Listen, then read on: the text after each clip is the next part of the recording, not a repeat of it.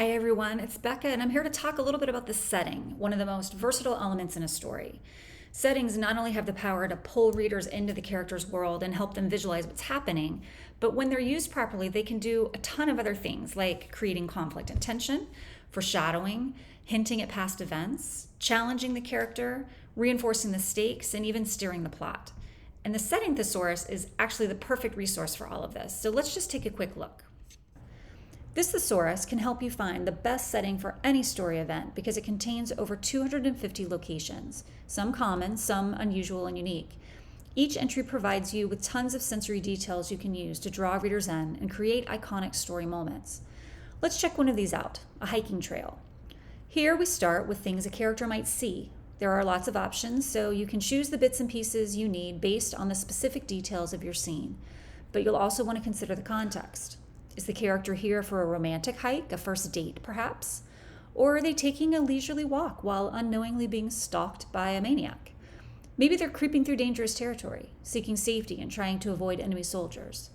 Depending on what's happening, you can choose the details that highlight specific elements and reinforce a certain mood.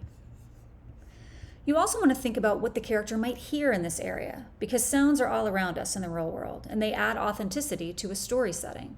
Leaves rustling in the breeze, insects buzzing, pebbles crunching underfoot on the path.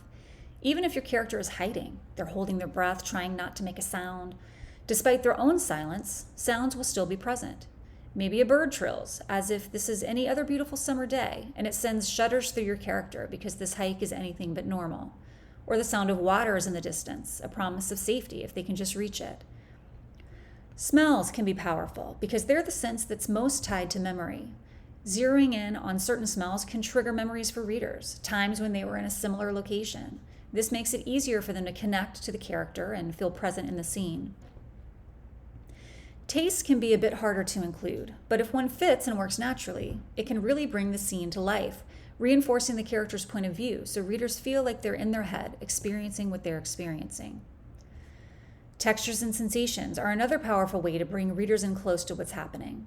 As the character walks along, brambles snag their clothing, their skin might start stinging from sunburn, or goosebumps rise on their flesh as the light fades and the air turns chilly. Details like these place readers in the moment and help them feel the emotions and the mood of the scene. Your setting is loaded with opportunities to power up the story, so you want to think about possible sources of conflict that could be found there. What could go wrong? What in the setting can make it harder for the character to get what they want? Does the character overestimate their hiking ability and end up lost or hurt? Do they get caught in bad weather? The setting can provide delays and inconveniences, reveal the character's weaknesses, or create a challenge or self-reflection opportunity to help them grow in some way.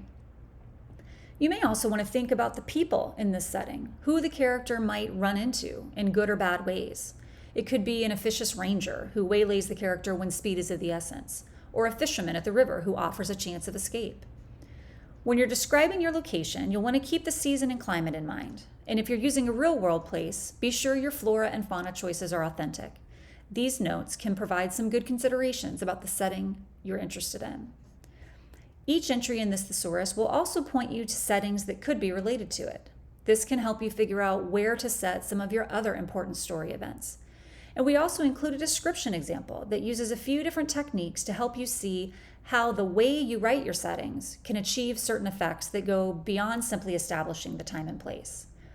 These techniques are invaluable for enhancing your descriptions and taking them to the next level. So we've included a tutorial for each, such as how to utilize the season and weather in a description, how to add contrast, embed symbols within your scene's location, and use metaphors and similes to create meaningful comparisons.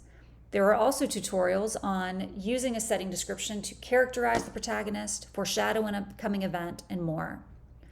Your story's locations and the way you write those locations can be so much more than just window dressing. The Setting Thesaurus and all our related tutorials can help you make the most of this important storytelling element. Happy writing!